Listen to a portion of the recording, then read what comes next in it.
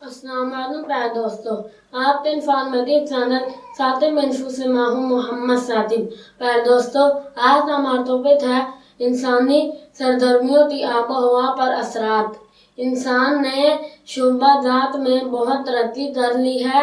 اس کے علاوہ بڑھتی ہوئی آبادی کی رہائشی ضروریات کو پورا کرنے کے لیے زرعی زمینوں پر مقامات تعمیر کیے جا رہے ہیں۔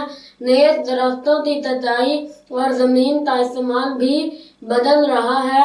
انسان ایندھن کی ضروریات کے لیے تیل، گیس اور کوئلہ استعمال کرتا ہے، جس کی وجہ سے ہوا میں کاربن ڈائی آکسائیڈ گیس کی مقدار بڑھتی جا رہی ہے۔ اس طرح ہمارے استعمال میں آنے والی گاڑیاں بھی دھواں چھوڑتی ہیں، جس سے فضا آلودہ ہو رہی ہے، درجہ حرارت زیادہ ہو رہا ہے اور کئی بیماریاں پیدا ہو رہی ہیں۔